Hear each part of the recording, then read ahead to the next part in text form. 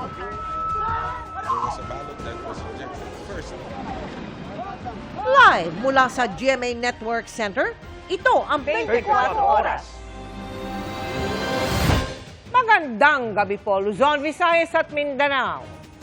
Sibak sa serbisyo ang 11 pulis kontra droga, kabilang ang isang lieutenant colonel at isang major. Dahil yan sa dalawang insidente ng pagdukot umano noong taong 2021, ang mga biktima hindi na nakita. Ilan sa mga pulis sangkot din umano sa pagkawala ng ilang sabungero at nakatutok si June Veneracion. Sa kuha ng CCTV sa Maynila noong February 17, 2021, huling nakita si Dane Mark Carlos. Sinusundan siya noon ng dalawang kotse. Nakuha na po nila yung anak ko. Nang sumunod na buwan, dinukot naman si Charles Dean Soto. Nagreklamo ang mga magulang ng dalawa sa National Police Commission o NAPOLCOM. Dinukot umano ang kanilang mga anak na mga pulis mula sa Regional Drug Enforcement Unit ng NCR Police Office. Sa desisyon ng NAPOLCOM Anbank, dismissal sa serbisyo ang parusa sa 11 anti-illegal drug operative ng PNP, kabilang ang isang lieutenant colonel at isang major. Ayon sa NAPOLCOM, kapag pulis ang lumabag sa batas, mas mabigat ang parusa. Sabi rin ng PNP chief, walang puwang sa pulisya ang pang-aabuso sa otoridad. Tuloy-aniya ang paglilinis sa kanilang hanay. Kapag ikaw yung umabuso, ito po ang kahinatan ninyo sapagkat makikita mo naman po ang katotohanan kahit nasa administrative case pa lamang po. Sabi pa ng PNP, ang pagkasibak sa serbisyo ng 11 pulis dahil sa insidenteng yan noong 2021 ay patunay na may mga umabuso noong Duterte drug war. In the guise of anti-drug war, pero makikita po natin yung circumstansya niya ay meron pong abduction na nangyari pa. Kabilang sa mga sinibak na pulis, ang ilang nasasangkot din sa kaso ng mga missing sa Bungero. Sinusubukan pa ng GMA News na makuha ang panig ng mga tinanggal sa serbisyo. June Veneracion, nakatutok, 24 Oras. Kasabay ng sobrang init, sumiklab ang sunog sa mga bahay na malapit sa ilog sa Tanay sa Rizal. 21 pamilya nawalan ng masisilungan. Yan ang tinutukan ni Bam Alegre. Ganito kalakas ang sunog na sumiklab sa Riverside, sa barangay San Juan, Taytay, Rizal, bandang hating gabi. Nagsimula ito sa looban, sa hilera ng mga bahay malapit sa ilog. Itinaas ang unang alarma, hudyat para rumesponde ang di bababa sa 4 na fire truck. Marami ring fire volunteers ang tumulong na apulahin ang apoy. Pansamantalang isinara ang kalsada dahil sa nagngangalit na apoy. Sa initial estimate ng Bureau of Fire Protection, mahigit 20 bahay ang naapektuhan ng sunog. 21 pamilya ang wala halos na isalbang gamit tulad ni Jovinita Borja. Mabilis po kaso hindi pa kami nakatulog. Parang patulog pa lang din. Kaso nung bigla na nagsigaw, sa kabila po siya nangyari. 183,000 pesos ang tinatayang halaga ng pinsala. Walang naitalang nasawi o sugatan sa sunog. Tuluyang naapula ang apoy bago mag-alas 2 na madaling araw. Patuloy ang investigasyon ng BFP sa sanhi ng apoy. Masikip yung daanan papasok doon. So, ang nangyari doon sa mga kasama natin is pumasok na doon direkta sa baba. No? At ito po yung residential area ito ng mga shanty houses. So, sa gilid dito sir ng ilog. Bam Alegre, nakatutok, 24 Oras. Dahil sa umunoy pagpapakalat ng maling impormasyon ukol sa kalusugan ni Pangulong Bongbong Marcos, inaresto kagabi ang dating broadcaster na si Jay Sonza. Pero kinwestiyon ng kanyang abogado ang paraan at timing ng pag-aresto. Nakatutok si John Consulta. Sir, kayo si Jose Yubang Sonza, alias Jay Sonza.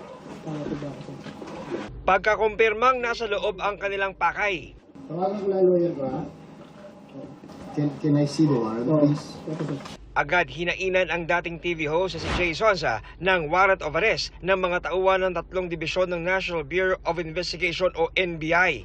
Binabasa ni Sonza ang warrant habang nasa cellphone ang kanyang abogado nang bigla siyang natigilan.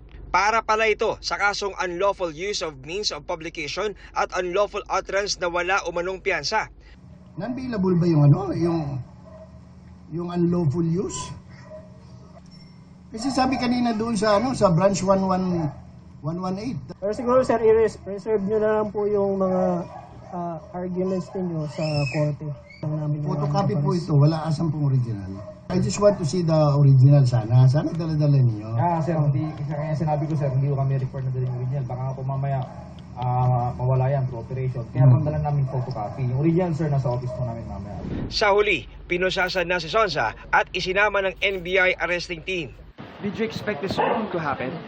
No, I was ready to post my bail kanina. Opo. Kaya lang, wala pang warrant kanina eh. Okay. That's why I'm surprised they have a warrant tonight. The judge was not supposed to be in the office kanina. Nakalagay dito, non-bailable. We know the process naman eh. Ano masasabi niyo din, sir? No, we will go through the process, no problem. Pagdating sa NBI headquarters sa Pasay City, tila naghahabol sa hininga si Sonsa. May medication po kayo, sir. Bumagal ang lakad at napaupo. Wala bang wheelchair dyan. Hindi na po ako nakakalakad talaga ng mahaba eh. Binigyan siya ng tubig ng NBI at isinakay sa isang wheelchair. Sa mga kapuso, kailangan ng bigyan ng wheelchair ng NBI si Sir Jay Sonsa dahil nahihirap na siyang maglakad at medyo nakakapos na hininga kung kaya't ito NBI para maayos na madala sa kanilang tanggapan dito sa NBI o PCD. Ayon sa NBI, may kinalaman ng kaso sa mga umunoy pinakalat ni Sonsa na fake medical bulletin ukol sa kalusugan ni Pangulong Bongbong Marcos. Ito po ay kaugnay sa kaso niya ng paglabag ng cyber law natin na may kinalaman po sa pagpapakalat ng maling balita sa ating pong Pangulo at paglalabas po ng iba't ibang peke na balita. Mali ang nakalagay sa warrant of arrest. Nakalagay doon, non-bailable. This is a bailable offense or bail not required. Sa isang pahayag, binatikos din ng abogado ni Sonsa ng anyay paraan ng pag-aresto sa 71 taong gulang na kliyente at ang pag-timing nito sa long weekend kung kailan sarado ang mga korte. Sagot ng NBI, Kahapon po lumabas yung warrant. Sinabi naman po natin lumabas ng 1 o'clock. Siyempre, nagbiyahe pa, hinanap pa ilan po yung address na nakalagay sa kanya. Ginabot po ng gabi. Kagabi rin, inilipat sa NBI Detention Facility sa Muntinlupa si Sonsa. Inaasahang sa Lunes ay iaharap siya sa Pasay Regional Trial Court na nag-issue ng warrant. Pinuri naman ng Malacanang ang mabilis na pag-aresto ng NBI, sabay paalalang pananagutin sa batas ang mga nagpapakalat ng maling impormasyon. John Consulta, nakatutok, 24 oras. Nasa Paris, France si Zaldico. Ayon po yan sa isang highly regarded diplomatic source ng Foreign Affairs Department. Umabot na rin sa Philippine Embassy roon ang mga balitang may mga ari-arian siya sa French capital. Pero hindi yan basta-basta may imbestigahan ng mga opisyal ng Pilipinas. Kung bakit, sa pagtutok ni JP Soriano. Wala pang official sighting kay Zaldico pero tiyak nang nasa Paris, France ito ayon kay Foreign Affairs Secretary Teresa Lazaro. The information that he's in Paris came from a highly regarded diplomatic source, which I cannot reveal because that is said to us in confidence. However, now the embassy is really looking intently on that. Wala ring impormasyon kung saan tumutuloy si Ko, pero nakarating na sa Philippine Embassy sa Paris ang balitang may mga ari-arian umano si Ko sa French capital. We have strong reason to believe he's here. Of course, there are ideas as to his property here, but he's not been cited there either. Ang mga hinihinalang pag-aari ni Ko, hindi rin anya basta mapupuntahan o may imbestigahan ng Philippine officials dahil labag ito sa batas doon. That would be breaking the rules, or better put, we would be infringing on the sovereignty of France kasi ang investigations, police detective work, dapat sila. At kahit pamamataan si Ko, limitado ang mga kayang gawin ng Philippine officials doon. Pang Pilipinas lang ang kanyang arrest warrant. Wala kami ditong kapangyarihan, whether the Filipino community or the embassy, to arrest him. It has to be done through the host government, maybe through Interpol. Bago nito ay sinabi na rin ng palasyo na nasa Paris si Ko at nag-a-apply ng asylum. Ang asylum ay pahintulot na maglagi sa isang bansa na ibinibigay sa mga taong ginigipit sa kanilang bansa. Di pa tiyak kung pagbibigyan si Ko, pero kung oo, mabibigyan din siya ng international protection.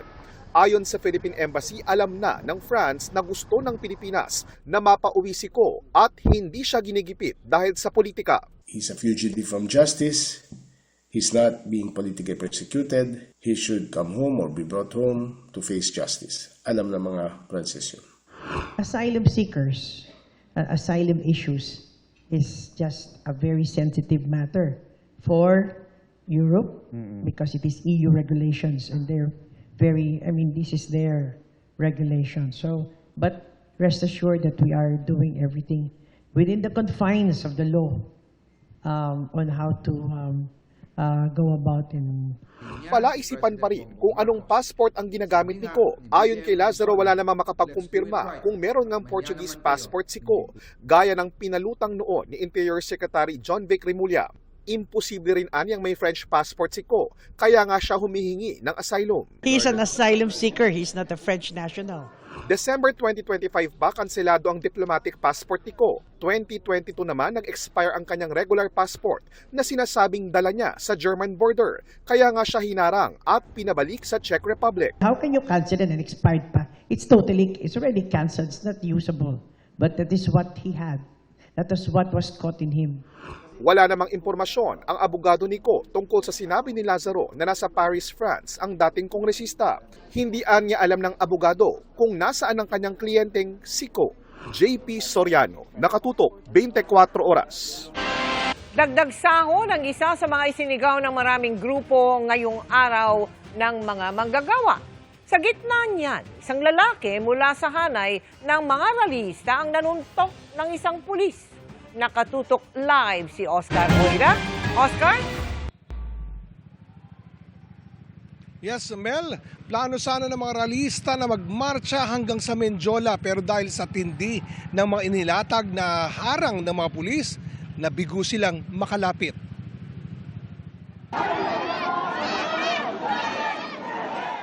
Pasugod na kipagitgitan sa barikada ng mga pulis ang mga ralistang nagmarcha sa Calao Avenue sa Maynila.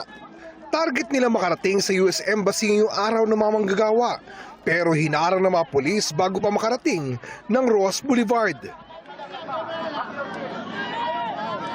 Bit-bit ng grupo ang malalaking effigy na kanilang sinunog sabay sa panawagang ipaglaban ang kabuhayan at karapatan ng mamamayan sa gitna ng lumalalang krisis sa Middle East. Pero sa isang punto ng protesta, may nanuntok umano ng pulis. Ayon sa PNP na naglabas ng video, mula ito sa hanay ng mga ralista. Ngayon po medyo nang labis po dahil may panununtok na, may pangahampas ng kawayan sa ulo, sugatan po ang ating pulis at yung cellphone po ay nablot. Sagot ng mga ralista, malinaw naman na hindi kami ang unang-una ng gulo. Pero yung sinasabi nila na nuntok, wala kaming sinusuntok ng mga pulis dyan dahil sila pangunahin yung nagugulo sa aming araw na ito ng paggawa. Bahagya rin nagkatensyon nang magbuga ng tubig ang mga otoridad.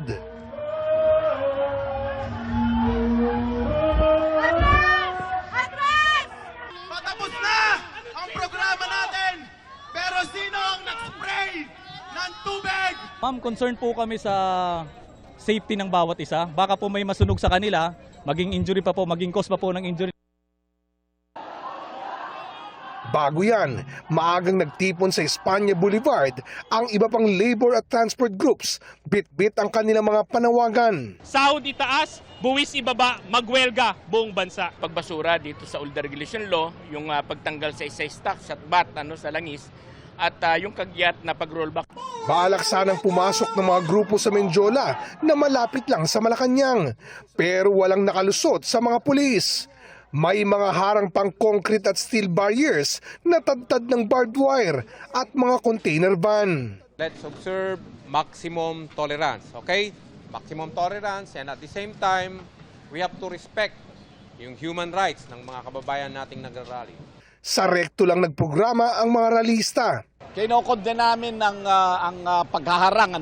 Ibig sabihin yan, ayaw na marinig mismo ng mga taga-Malacanang ang hinaing ng mga manggagawa at taong bayan. Actually, wala naman pong goal na gano'n na hindi sila makalapit sa Mindiola. Ang goal po natin ay panatalihing peaceful po yung pagkilos po na mangyayaring araw na po. Nagkilos protesta rin ang grupong Association of Genuine Labor Organization sa Maynila.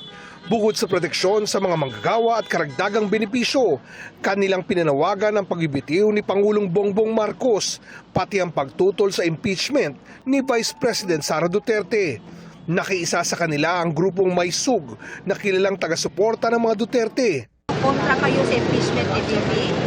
Opo, sapagkat napakarami ng problema ng bayan. Bakit ang pinagtutuunan ng ating pamahalaan ay yung impeachment? Di po ba? Imbis na asikasuhin yung problema sa langis. Sinubukan din nilang makalapit sa Mindiola pero hindi nakalapit dahil sa mga nakaset up na barikada sa rekto. Sinisika pa namin hinga ng pahayag ang palasyo kaugnay ng panawagang resignation at iba pang batikos sa Pangulo.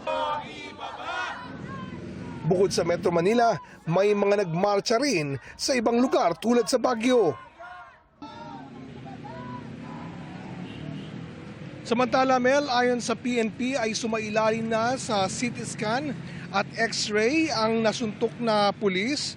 Hinihintay na ngayon ang official report para malaman kung kailan o ilang araw o buwan kinakailangan magpahinga ang nasabing pulis. Pero sa kabila nito at ng iba pang naitalang insidente sa Maynila, tahimik at payapa naman ang mga naging pagkilos ngayong araw ayon sa Philippine National Police.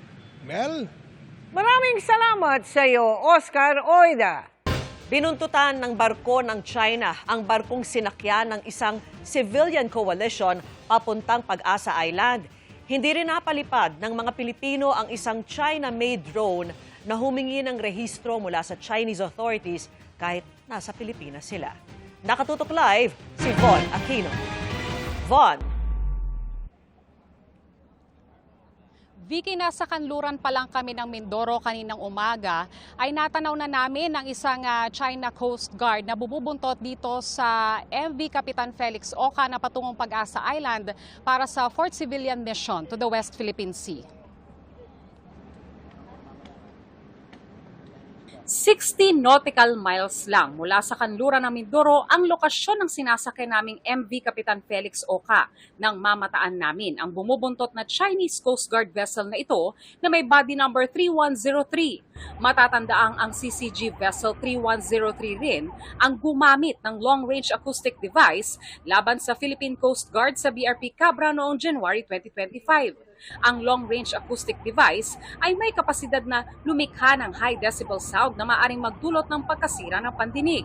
Walang Philippine Coast Guard vessel escort ang aming barko pero ayon sa organizer na Atin to Coalition, may 2 tauhan ng PCG na on board para mag-monitor ng sitwasyon. Ang medyo nakakabahala, 60 nautical miles away pa lang po tayo west of Mindoro. So ibig sabihin well within our exclusive economic zone ay ini-escort na tayo ng Chinese Coast Guard. Sila pa talaga yung nag-i-escort sa atin. Kaya nakakabahala kasi definitely nasa loob pa po ito ng West Philippine Sea pero umaastang ayan na naman siga ang China. Nakasalubong din ng aming barko ang 2 warships ng Canada at Australia na ayon sa Armed Forces of the Philippines ay galing sa Balikatan Exercise Area. Pasado 2:00 naman ng hapon nang subukang magpalipad ng drone ng Atin ito Coalition habang nasa 127 nautical miles ang layo namin sa Mindoro. Pero ang drone hindi nakalipad kahit nasa teritoryo kami ng Pilipinas. Sabi ng operator na dedetect daw kasi ng system ng China ang drone dahil China-made ito. Lumabas pa nga sa screen ng operator ang isang prompt o mensahe na kailangang i-register ang drone sa Civil Aviation Administration ng China. Parang nagiging layuhan tayo sa sarili nating bansa because why do we need to register our drone to their CAAC when in fact our drones are already registered to in our country. So and nasa Pilipinas pa naman tayo, bakit natin kailangan i-register sa kanila? Very disappointed. Araw naman, ito ay airspace ng Pilipinas. This is part of the Manila Flight Information Region kung saan ang dapat namumuno dito ay yung Civil Aviation Authority of the Philippines. Ito ay nakakabahala. Kailangan nating pag-aralan palalo ito kasi this is a violation of our sovereignty. Ang ML Choi naman na advance party ng atin ito koalisyon, nakasalubong ang Chinese vessel na may bow number 525. Tingin ng crew, ito ay isang Chinese Navy ship na naglalayag 1 oras mula Pag-asa Island. Sinusubukan pa naming makuna ng pahayag ang Chinese Embassy kaugnay nito. Samantala, inaasahang darating ang ML Choi sa Pag-asa Island ngayong araw, habang ang MV Kapitan Felix Oca naman na na-delay ng 10 oras ang pag-alis kahapon. Inaasahang makakarating sa Pag-asa Island dakong alas 5 ng hapon bukas. Lahat po ng activities natin ay tuloy pa rin. Kahit may onting delay lang tayo, ay gagawin pa rin po natin yung ating mga mission. Kasama na po dyan yung paghahatid ng supplies sa ating mga kababayan sa Pag-asa Island at syempre paghahatid din ng musika kasama ng Moro Beats at gayon din, tuloy na tuloy po yung ating pag-jet ski sa Pag-asa Island.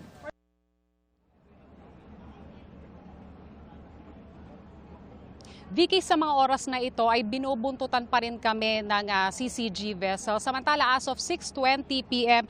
ay nasa 133 nautical miles na kami ng northwest ng Busuanga Island. Ayon naman sa Chinese Embassy, ilang beses na raw gumagawa ng mapang-udyok na aktibidad ang atin ito para umano protektahan ang teritoryo ng Pilipinas, pero sila ay bigo. Patuloy daw nilang poprotektahan ang kanilang teritoryo at karapatan. Samantala, pasado alas 4 naman ngayong araw ay nakarating na ang advance party ng atin ito sa Pag-asa Island. Vicky? Maraming salamat sa iyo, Von Aquino. Pinag-uusapan na ng mga partido ang impeachment laban kay Vice President Sara Duterte. Pabor umano riyan ang nasa kalahati ng pinakamalaking partido sa Kamara na Lakas CMD. Ayon po yan sa isang miyembro. Nakatutok si Tina Panganiban Perez. 106 na kongresista o 1/3 na mga miyembro ng Kamara ang kailangang bumotong pabor para lumusot sa plenaryo ang impeachment ni Vice President Sara Duterte. Kaya ngayon pa lang, nag-uusap-usap na ang iba't ibang partido kaugnay sa impeachment proceedings. Ang pinakamalaking partido sa Kamara, ang Lakas CMD, nakakailang pulong na raw. Pero hindi raw dinidiktahan ng Lakas CMD ang mga miyembro nito. It's a conscience vote, no? Walang magiging stand ang partido, kundi depende doon sa mga miyembro kung ano ang kanilang paniniwala at walang sapilitan kasi ganun talaga yun eh. Ayon kay Garin, sa 81 miyembro ng Lakas CMD sa Kamara, kalahati o higit pa raw ang pabor sa impeachment. More than half, no? Baka 2/3 will be in favor, 1/3 will not be. It's a moving number, even if it's our moral obligation and our duty.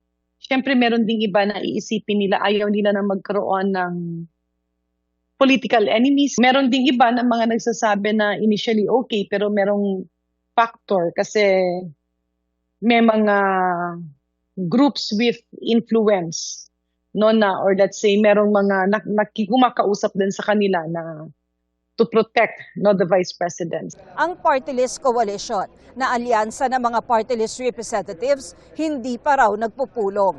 Pero sabi ni Bicol Saro Party List Representative Terry Ridon, sa mga party list, more than half of it would most definitely support impeaching the Vice President. Sa ngayon, binabalangkas na ng House Committee on Justice ang committee report na maglalaman ng resolusyon at articles of impeachment. Nakatakda itong aprobahan ng komite sa May 4.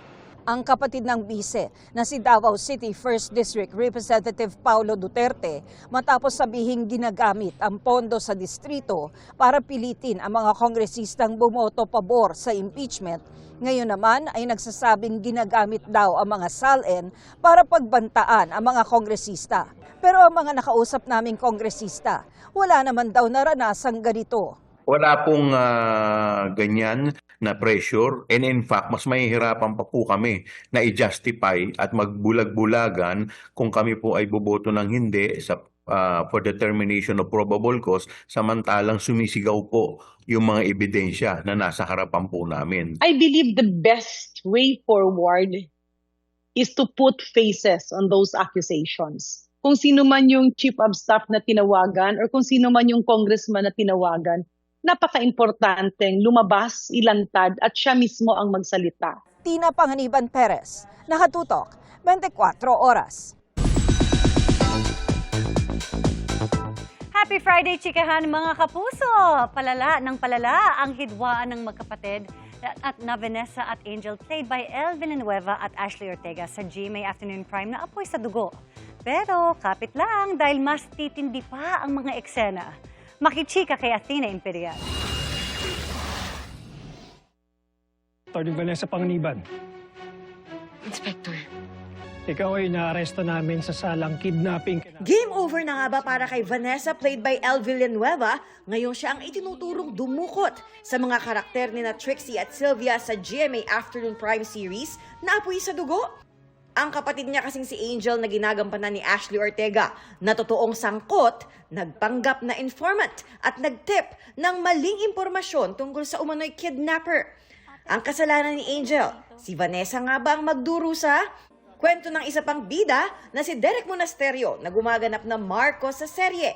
Di lang yan, kundi maraming maiinit na eksena pang aabangan ng mga manonood. Nasa climax na kami ng story at saka ano yung magiging dynamics ng family. Habang busy sa taping ng Apoy sa Dugo, nagre-rehearse din si Derek para sa musical na Jomar Fleras Ibarra ngayon. Pinapanood ko rin yung Maria Clara at Ibarra ulit. Pinakamahirap talaga yung mga songs. Pagkatapos ng projects, nilulook forward daw ni Derek na makapagbakasyon. Habang nandyan pa, gawin lang natin ang gawin. Tapos yung para isang mahabang vacation na lang after. Athena Imperial updated sa Showbiz Happenings. Holiday pero sobrang init para mag-staycation lang sa bahay para maibsan ang alinsangan. Hindi na ininda ng mga taga-Baseco ang peligro ng dumi sa kanilang baybayin. Nakatutok si Chino Gaston. Enjoy na enjoy ang mga batang habang nagtatampisaw sa dagat ngayong holiday, habang ang kanilang mga magulang sa silungan sa Aplaya nagbabanding. Mala summer getaway ika nga, pero hindi out of Metro Manila dahil nasa Aplaya ng Baseco compound sa Tondo, Maynila. Hindi na nila ininda ang basurang lumulutang o naiipon sa buhangin ng Aplaya.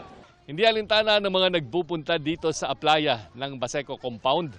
Ang maruming tubig, ang naglulutang ang basura at ang regulasyong nagbabawal sa pagligo dito. Para sa marami, ito lang ang pagkakataon para magkaroon ng summer outing ang pamilya at kahit na papaano maibsan ang matinding epekto ng init ng panahon. Wala namang ibang namin ngayon, nagkain lang. Hindi naman siguro sir pa dapat ibawal yan kasi dagat yan eh. Tagay-tagay lang, kunti, para malibang kasi walang pasok ngayon eh. Kung tutuusin, matagal nang bawal ang paglalangoy sa Baseco Beach at ilang bahagi nito ang off-limits na. Dahil yan sa mapanganib na level ng coliform, isang uri ng bakterya na nagdudulot ng sakit at dumarami tuwing mataas ang organic pollutants mula sa dumi ng tao o hayop. Bukod dyan, delikado ang paliligo dahil posibleng biglang lalim ang seabed ayon sa Philippine Coast Guard. At kung walang nakabantay at yung mga bata lang ang lumalangoy, so pwede magkaroon ng insidente dyan. Doon na lang po tayo maligo sa ating mga ligtas na paliguan kahit batsa, kahit palanggana, na alam natin yung tubig ay malinis. Patuloy na minomonitor ng Philippine Coast Guard ang lugar at nakikipag-ugnayan sa barangay. Nagposte na rin ang PCG ng lifeguard para magbantay. Chino Gaston, Nakatutok, 24 Oras. Halos 300,000 trabaho sa Pilipinas at sa abroad ang alok sa iba't ibang job fair ngayong araw ng mga manggagawa. At nakatutok si Bernadette Reyes.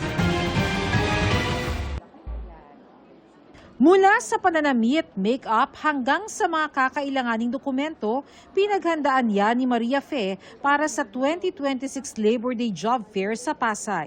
First impression po sa inyo na kailangan maayos yung pananamit, maayos yung, syempre naka-light makeup, yung presentable ka. Nagbakasakali rin dito sina John, Albert at Irene. Isang puntahan kasi marami kang options. So pwede kang mag-apply ng multiple companies. Mas marami na po akong experience compare naman po sa mga kabataan pa. Ayon sa Department of Labor and Employment, mahigit 70 mga lugar ang sabay-sabay na nagsagawa ng job fair ngayong araw. 278,000 na mga trabaho ang naghihintay na mapunan, kabilang na mga trabaho bilang customer service representative, line cook, barista at store clerk. Bukod sa local vacancies, may mga trabaho rin sa ibang bansa para sa mga nurse, engineer, store attendant at iba pa. Merong ho sa manufacturing, wholesale and retail, construction, business process outsourcing, meron rin po sa accommodation and food services.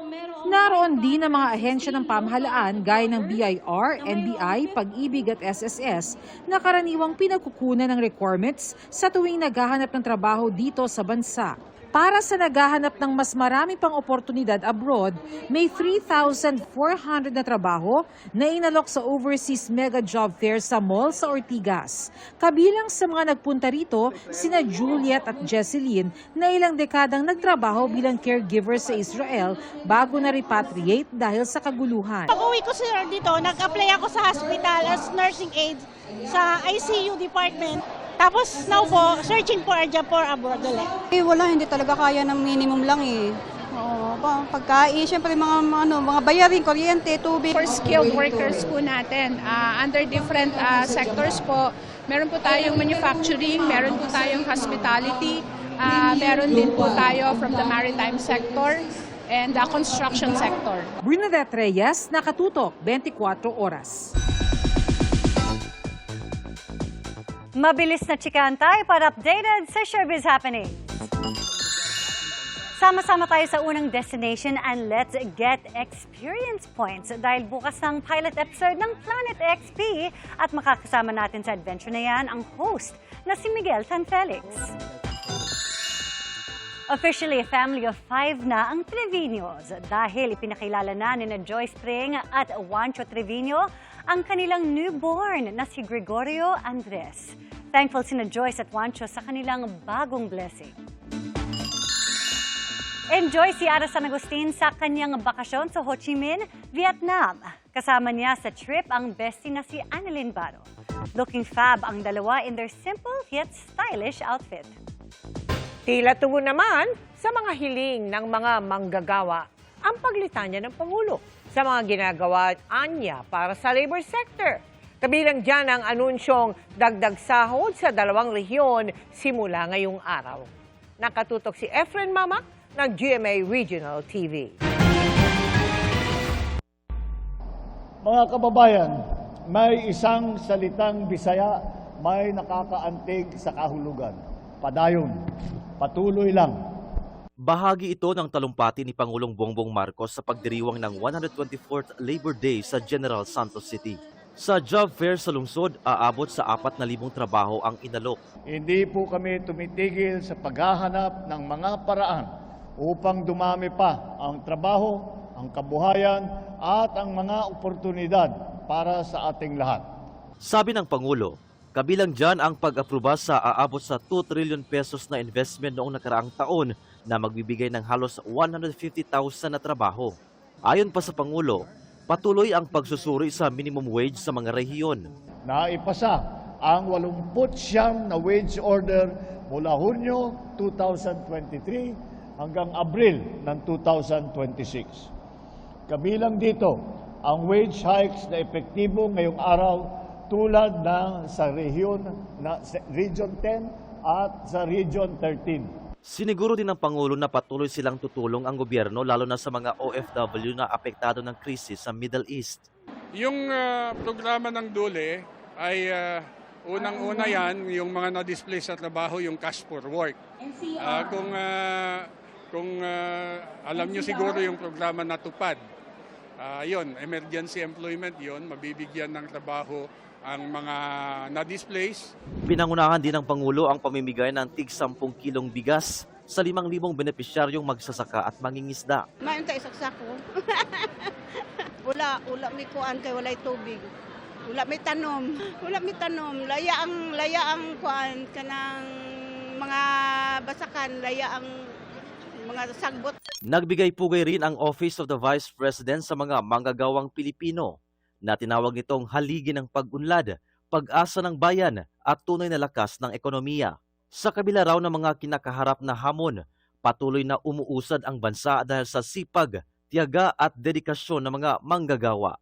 Mula sa GMA Regional TV, Efren Mamak, nakatutok 24 oras. Mga kapuso, matapos maranasan ang nasa danger level na init sa 21 lugar ngayong Labor Day, magpapatuloy pa ang alinsangan sa weekend. Base sa Heat Index Forecast ng Pag-asa, aabot po sa 18 lugar ang makakaranas niyan ngayong Sabado at Linggo. Bukas, aabot sa 44 degrees Celsius sa Dagupan, Pangasinan. Posibleng ganito rin kainit sa Villa Catanduanes sa Linggo. Easterlies pa rin ang pangunahing weather system na magdadala ng mainit na panahon sa bansa. Pero dahil ang init ay isa rin sa mga kailangan para makabuo ng mga kaulapan, hindi pa rin inaalis ang tsansa ng ulan lalo sa hapon o gabi. Base sa datos ng Metro Weather, bago magtanghali bukas, may tsansa na ng ulan sa Southern Luzon, Bicol Region, ilang bahagi ng Ilocos Region at halos buong Visayas at Mindanao. Ganito rin sa Linggo kung saan may malalakas na buhos ng ulan sa ilang lugar dahil sa thunderstorms na posibleng magdulot ng pagbaha o landslide. Maaari naman itong mabawasan paglalim ng gabi. Sa Metro Manila, mababa ang tsansa ng ulan pero asahan ng matinding alinsangan. At kapag naging maulap, pwede pa rin magkaroon ng biglaan pero panandali ang ulan kaya magdala ng payong kung lalabas. Mga kapuso, break din sa stress ng mga manggagawa ang Labor Day.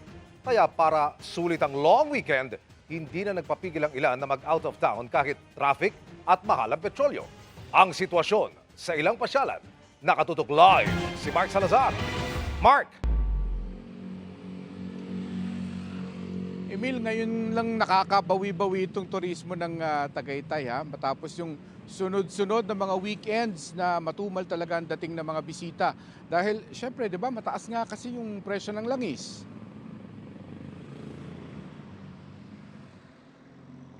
Mahal pa rin ng diesel at gasolina pero sabi ng mga rumampa pa rin dito sa Tagaytay ngayong long weekend, necessity na kasi ngayon sa buhay ang mag-unwind at magpagpag ng stress. Kahit mahal, kailangan mag-unwind konti and para sa barkada din. Kailangan i-enjoy yung buhay Ang mga guru na ito na dumayo sa isang pasyalan sa Lemery nang galing pa sa Pangasinan. Dami yung panggasolina Yeah, 2 beses na kami nag-full tank. Pero dahil gusto nga namin mamasyal po dito sa Batangas at isang sa gusto naming dayuin ko, so close nga po. May mga oras na bumigat ang traffic sa Tagaytay na Cebu Highway dahil sa mga naka-stop over para kumain bago tumuloy sa Batangas kung saan beach naman ang Pakay. Pero malayo-layo pa rin sa normal na tourist arrival ngayon ang Tagaytay. Ayon sa obserbasyon ng mga nasa kalsada para mag-abang ng turista. Nung nag-roll back ang gasolina, medyo dumadami po ang mga turista na umaano po sa mga pasyalan. Magkano na lang ang bebenta mo? May sa pinakamataas na po yung 500. Mahina pa ba yun? Opo po naman Bakit sir. kung malakas ba yung magkano? Nakaka-1.5 po. Gayon. Pero nung pahapon kanina, nabuhay ang komersyo sa Palace in the Sky. Biglang dumating ang mga bisita na taga Cavite rin lang karamihan. Holiday po Galing po kami sa Cavite. Para ho lang family bonding. Nabuhay rin ang pag-asa ng turismo sa Picnic Grove. Nakilala naman namin si Jedy the Whiz Kid na nag-viral matapos umani ng 65 medals sa kanyang moving up. Hi! Deserve naman talaga ipasyal sa Tagaytay.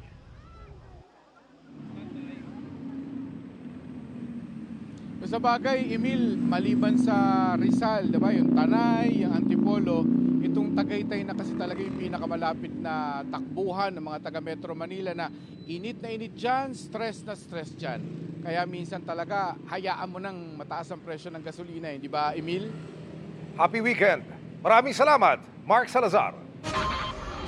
May mga sunog ulit sa Parañaque naman at sa Bacoor, Cavite. Unahin natin ang Bacoor kung saan halos 50 pamilyang apektado.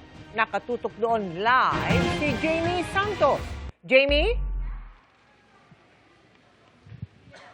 Mel, sa eskwelahang ito, pansamantalang nanunuluyan yung mga naapektuhan ng sunog dito kaninang hapon sa Silangan Barangay Habay 1, Bacoor, Cavite. Naglalagablab na apoy ang bumalot sa residential area sa Silangan Barangay Habay 1 sa Bacoor City, Cavite ngayong Biyernes. Nagsimula ang sunog pasado 1:35 ng hapon at mabilis na kumalat. Dahilan para mapilitang lumikas ang mga residente. Kwento ng residenteng si Eric, nasa ibaba sila ng bahay nang makaamoy ng nasusunog na kable ang kanyang asawa at pag-akyat niya, malaki na ang apoy. Yung asawa ko nakamay raw ng wire na may sunog. Ngayon po, inakyat ko po. Pag ano ko po, yung kwarto ng bayaw ko, pagbukas ko na po, lakas na po ng apoy. Hindi ko na kaya, bumaba na po bigla, napatalo na nga ako eh. Mabilis, sobra po. Sobrang init pa sa yung hangin. Ayon sa kapitan ng barangay, agad rumesponde ang kanilang fire truck matapos maitawag ang insidente. Batay sa kanilang pag-imbestiga, nagsimula ang sunog sa isang bahay na wala umanong tao. Sinasabing may pumutok muna bago tuluyang nagliyab. Mabilis kumalat ang apoy sa magkakatabing bahay na pinalala pa ng malakas na hangin. Yung isang bahay walang tao, doon nagsimula putok. Although responde mga barangay, may fire truck kami. Dalawang bahay na bobomba na yun. Sa lakas ng hangin, lumawak na pumutok sa loob ng bahay. Na walang tao? Walang tao po. 10 hanggang 15 bahay ang nasunog. Hindi bababa sa 49 na pamilya ang apektado. Ayon sa barangay, may mag-asawang nasugatan sa kasagsagan ng sunog pero nasa maayos namang kalagayan. Walang napaulat na nasawi o nawawala. Naapula ang sunog dakong 2:54 ng hapon. Sa Parañaque, nagkasunog sa residential area sa Target 2 Range de la Rama sa Barangay BF Homes. Patuloy ang clearing operations at mahigpit na monitoring sa lugar. Pinapayuhan ng mga residente na umiwas muna sa nasabing area para sa kanilang kaligtasan. Mel, patuloy ang investigasyon ng Bureau of Fire Protection para matukoy ang sanhi at pinagmulan ng sunog sa Parañaque at dito sa Bacoor. At yan ang latest mula rito. Balik sa iyo, Mel. Maraming salamat sa iyo, Jamie Santos. Ligtas na nakadaan sa Strait of Hormuz ang 4 na barkong may sakay na mahigit 70 tripulanteng Pinoy. Ayon sa Department of Migrant Workers, nakalabas sa Strait of Hormuz ang mga barko nitong April 29. Mahigit 1,200 na mga Pinoy ang nakalampas sa Strait of Hormuz. Patuloy po ang monitoring ng DMW sa Persian Gulf at Gulf of Oman para matiyak ang kaligtasan ng mga Filipino seafarer. 3 grounds ng grave threat at 1 count ng inciting to sedition ang inirekomenda ng National Bureau of Investigation na isampal laban kay Vice President Sara Duterte. Dahil yan sa mga pagbabanta ng bise sa Pangulo, pati na sa First Lady at dating House Speaker. Nakatutok si Tina Panganiban Perez. No joke. No joke. Nagbilin na ako, ma'am. Pag namatay ako, sabi ko, huwag ka tumigil hanggang hindi mo mapatay sila. Sa pagdinig ng House Justice Committee sa impeachment complaints laban kay Vice President Sara Duterte, bukod sa pagbabanta ng bise kina Pangulong Bongbong Marcos, First Lady Lisa Araneta Marcos at dating House Speaker Martin Romualdez, pinarinig din ang mga ginawang paglilinaw rito ni Duterte. I already asked a person to take revenge against 3 individuals. Yung sound. So, my question now to the administration, is revenge from the grave a crime? Conditional daw kasi sa kanyang kamatayan ang paghihiganti sa 3. Pero sa affidavit of investigation ng NBI na nakuha ng GMA News mula kay House Committee on Justice Member Representative Terry Ridon, hindi nila kinagat ito. Kaya 3 counts ng grave threats ang kanilang inirekomendang isampa laban sa bise. Sabi ng NBI, malinaw raw sa konteksto ng mga pahayag ng bise na seryoso siya sa banta. Hindi raw ito bunsod ng pansamantalang bugso ng galit, kundi masusi raw na pinag-isipan ni Duterte. Lumalabas daw sa kanyang pananalita na desidido siyang aksyonan ang kanyang banta at hindi siya nagbibiro. Sabi pa ng NBI, base sa banta ng bise, anuman daw ang maging dahilan ng kanyang kamatayan, papatayin pa rin ng taong kinontrata ng bise ang mag-asawang Marcos at si Romualdez. Bukod sa 3 counts ng grave threats, isang count din ng inciting to sedition ang inirekomenda ng NBI na isampa kay VP Duterte. Sabi rito ng NBI, bunso dito sa iba pang mga sinabi ng bise sa kanyang online press conference noong November 2024 noong magbanta siyang ipapapatay ang Pangulo, pati na sa naunang press con sa OVP noong October 2024 kung kailan sinabi niyang naisip daw niyang pugutan ng ulo si Marcos. Bilang vice-presidente raw, ang mga pahayag niya ay pwede raw magdulot ng kawalang kasiyahan sa mga otoridad nang sabihin niya sa publiko na pinapatakbo ang gobyerno ng mga tiwali at walang kwentang opisyal. Sa kabuuan, ang mga sinabi raw ng bise ay nakakabuyo sa mga nakikinig na pabagsakin ang gobyerno sa hindi legal na paraan at nakakaistorbo raw sa kapayapaan ng publiko at sa kaligtasan at kaayusan ng gobyerno. Sabi ng ilang miyembro ng House Committee on Justice, mabigat na ebidensya ito. Sinusubukan namin makuha ang bagong pahayag ng Vice-Presidente. Pero sa panayam ng GMA News kahapon, iginiit nilang walang ginawang pagbabanta ang Vice. Wala man lang threat, yun yung posisyon namin. No? So at yan yung isang bagay na i-explain namin at papatunayan namin at the proper time. Tina Panganiban Perez, Nakatutok, 24 Oras. Hinimatay na ang ilang nasa isang pista dahil po sa sobrang init. Pati nga electric fan hindi na umuubra at posibleng makasama sa ganitong panahon. Ayon po yan sa World Health Organization. Nakatutok si Sandra Aguinaldo. Sa gitna ng masayasanang Obreros Festival sa Malay, Aklan, ilang performer ang hinimatay dahil sa init. 34.5 degrees Celsius ang heat index sa lugar ngayong araw. Paano pa kaya sa 22 lugar sa bansa na umabot sa danger level o higit pa ang heat index? Kabilang sa Dumangas, Iloilo kung saan pinakamainit dahil sa 45 degrees Celsius na temperatura. Sa Maynila kung saan umabot sa 40 degrees ang damang init, inabutan namin si Jing Labaday na panay ang paypay kahit nakatapat sa bukas na electric fan. May electric fan nga nakatutok sa'yo pero mainit naman yung singaw. Wala rin. Pagpapawisan ka rin. Gastos lang sa kuryente. Nainitan yung mga anak ko, panay ang ligo. Ang laki tuloy ng bill ko sa tubig. Halos kuha ang pakiramdam na yan sa comic strip ng isang student publication kung saan apoy na ang ibinubuga ng isang electric fan. Tila hindi na rin umuubra ang electric fan ng barbershop na ito kaya lumalabas ang mga empleyado. Pag medyo sobrang init, pumupunta lang kami dyan sa may puno, may lilim. Tapos pag may customer, balik na naman. Ayon sa World Health Organization o WHO, nakatutulong man panlaban sa init ang electric fan, nakasasama ito kung nasa isang kulog na lugar na sobrang init. Pati kasi ibinubuga nitong hangin, mainit din naman. Oven effect ang tawag dito ayon sa isang mechanical engineer. Dagdag painit pa ang pag-init din ng mga dekuryenteng gamit tulad ng electric fan. Kung ang temperature naman po natin is umaabot na po siya ng 35 degrees pataas, wala na din po itong saysay dahil pinapaikot lang niya po yung 35 degrees. Mas lalo niyang itinututok yung init papunta sa katawan natin. Sabi ng Health Department, baka mauwi lang sa dehydration kung mainit ang buga ng inyong electric fan. Uminom na lang tayo ng tubig, 8 hanggang 10 baso, at papawisan tayo, lalamig ang katawan natin. Ang practical health advice is to stay hydrated. Maaari ring ikasira ng mga electric fan ang paggamit nito ng sobrang init. Sobrang abala nga ngayon ng repairman na si Mang Donaldo. Huwag gagawing 24 hours yung electric fan. Para safe, para nakakapahinga rin yung electric fan. Mungkahin nila kung umiinit lang lalo sa bahay.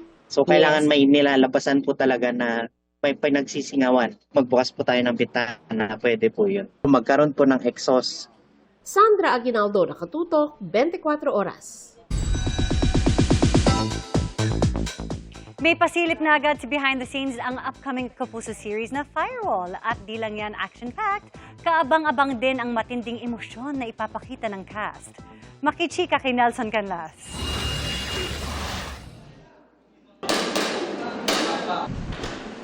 Hindi lang basta bakbakan ng eksenang inabutan ng GMA News sa set ng Fireball. Ang eksena ni Kylie Padilla at Miguel Tan Felix, emotionally packed din. Habang nakikipagbarilan ng mga kasama nilang sina Mark Heras, Cheska Fausto, John Vic de Guzman at Luis Ontiveros. First time gumanap ni Miguel bilang law enforcement agent na lalaban sa mga katiwalian ng mga taong gumagamit ng internet sa masamang paraan. Para maging mas effective ang pagganap ng cast, nag-training sila kasama ang Philippine Air Force. Nagkaroon kami ng isang firing day kasama yung Air Force, yung buong firewall, kami nila Kylie, nila Jack. Tapos ako, nag-overnight ako sa Tarlac eh. Nag-overnight ako sa Army, sa armory ng Armory Division. So, nag-overnight ako doon, nag-aaral ako paano humawak ng pistol, ng mahaba. So, kailangan talaga swak, kailangan talaga sakto dahil bilang yung character ko dito, maalam talaga humawak ng baril. Dapat maalam din ako sa totoong buhay. Si Kylie naman, bata pa lang, exposed na raw sa tactical training at paghawak ng baril. Nagtuloy-tuloy daw ang kanyang training para dito. Kaya kahit paano ay may na-share siya sa kanyang co-stars. I like to share, lalo na si Cheska kasi nakabuild na kami ng rapport eh. So I like to help her when I have a chance. Inalala naman ni Kylie ang kanyang learnings sa magtatapos ng Encantadia Chronicles Sangre. Parang sad ako magpaalam kay Amihan. But after lahat ng pinagdaanan ng Amihan ko, parang natuto na ako na she's still in my heart, but she'll always be in my heart. Abangan niyo po ang mangyayari sa original Sangres. So, masaya naman. May mangyayari sa amin na magkasama kaming lahat. So, it's pretty good. It's exciting. Nelson Canlas, updated sa Showbiz Happenings. Wala ng buhay nang matagpuan ang isang bagong silang na sanggol na palutang-lutang sa ilog matapos umanong anurin sa Maynila. Nakatutok si Jomer Apresto. Kawawa naman to kung sino may magulang nito. Uy! Mataba, ano ka? Busod. Kompleto. Tito, bagong panganak. Bangkay na nang matagpuan palutang-lutang ang bagong silang na sanggol na lalaki sa Estero de San Lazaro, Barangay 295, Binondo, Maynila, Martes ng umaga. Ang biktima, nakita raw ng ilang Estero Ranger na naglilinis ng ilog noong mga oras na yon.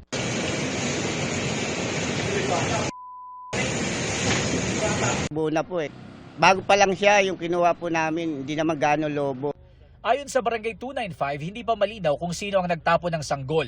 Nireview na rin daw nila mga CCTV camera at wala naman silang nakita na nagtapon sa estero. Kaya posibleng inanod lang daw ang bangkay mula sa kabilang barangay papunta sa kanila. Baka sa Ricto kasi papunta rito ang agos ng tubig.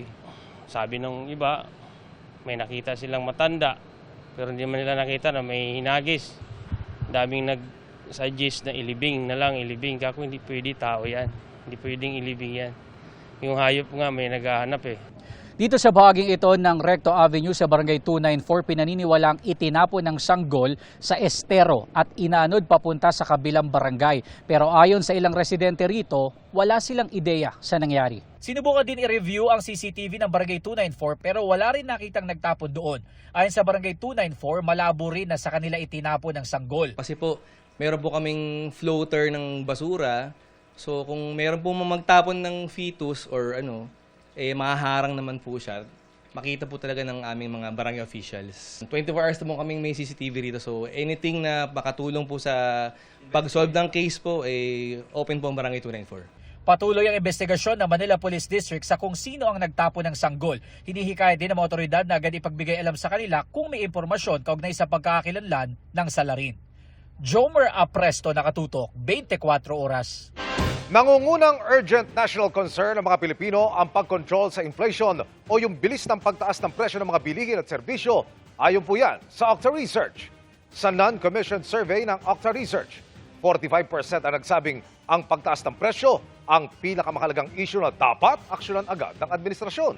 Pumangalawa ang dagdag sa sahod ng mga manggagawa. Kabilang din sa urgent national concerns ng mga Pilipino ang paglaban sa korupsyon, akses sa murang pagkain at pagbawas sa kahirapan. Isinagawa ang survey noong March 19 hanggang 25, 2026 sa pamamagitan ng face-to-face interviews sa 1,200 probability respondents edad 18 pataas. May margin of error na plus-minus 3% ang survey at confidence level na 95%.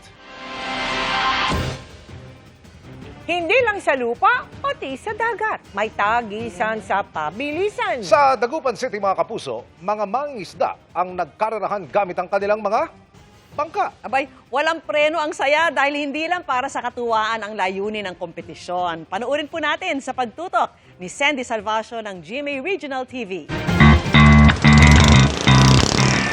Ready? Set? Bangkarera na! Nagpapilisan ng motorboat ang 24 na mangingisda sa Barangay Bunuan, Binloc, Dagupan City. Ang kompetisyon, bahagi ng taunang Barangay Fiesta. Para po sa mga kasayahan ng ating mga membrong sumisigay po. Hindi lang po para sa kasiyahan lang din para sa akin. Lahat po natutulungan sila dahil sa konting palarong ganun. Naglaban-laban sila sa ilalim ng 19, 18 at 15 engine horsepower category. Hopefully po sana na mapalaki pa po natin itong kaligsahan na to para sa ganon makapagbigay din ng enjoyment sa ating mga bakasyonista. Kabilang si Tatay Lorito sa ilang beses nang sumasali sa naturang kompetisyon. Nag-enjoy daw siya kahit hindi pinalad manalo ngayong taon. Masaya.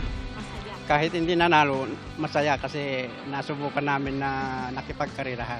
Almost 1 month din ako naghanda pero hindi kaya. Tumanggap ng bagong makina ng bangka at cash prize ang mga nanalo sa kompetisyon. Mula sa GMA Regional TV, Sandy Salvacio, nakatutok. 24 oras.